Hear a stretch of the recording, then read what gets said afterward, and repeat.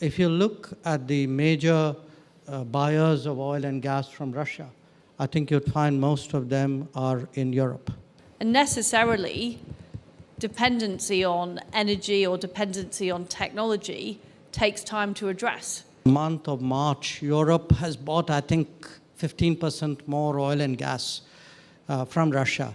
India is a sovereign nation. I'm not going to tell India what to do. We've seen for some time what looks almost like a campaign on this issue.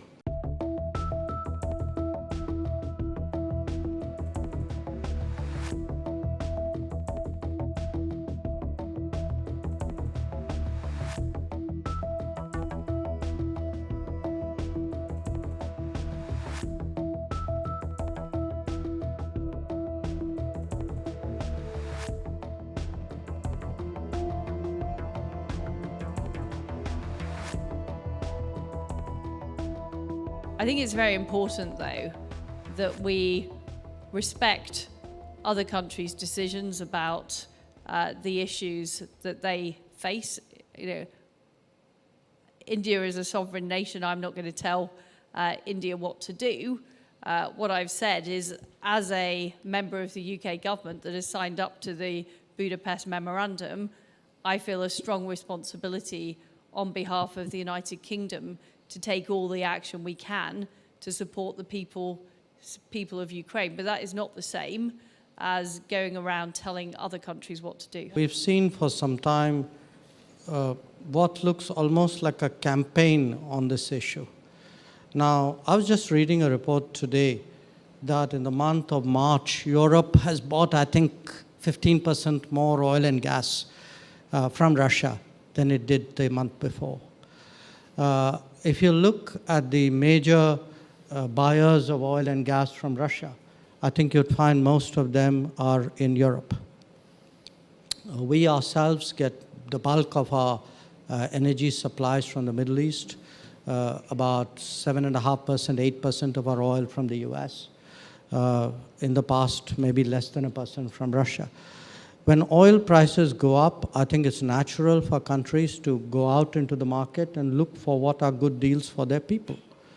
But I am pretty sure if we wait 2 or 3 months and actually look at who are the big buyers of Russian gas and oil, I suspect the list won't be very different from what it used to be, and I suspect we won't be in the top 10 on that list.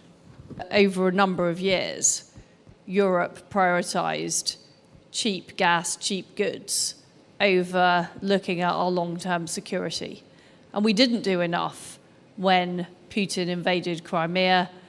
We didn't do enough to involve ourselves in the Minsk agreements. And we are now seeing the result of that. And necessarily, dependency on energy or dependency on technology takes time to address.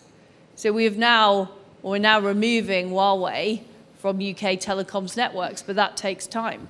We're reducing and eliminating our dependence on Russian oil and gas, and that takes time. Now, I think the biggest danger at the moment is that we let our foot off the gas on sanctions, and we can't do that.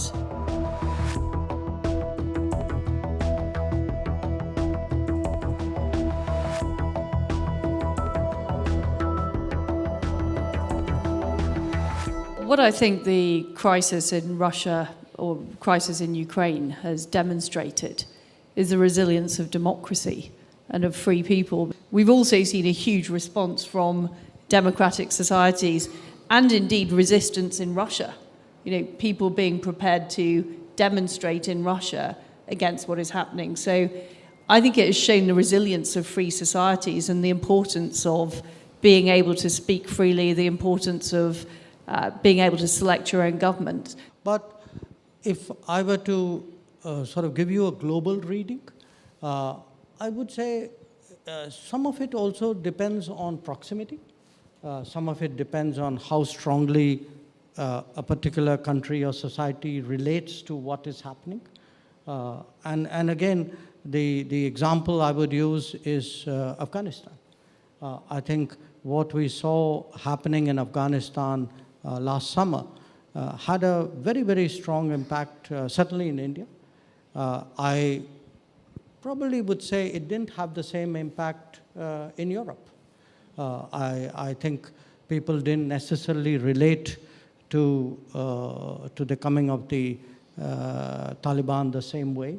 They didn't identify with the people who were affected in the same way.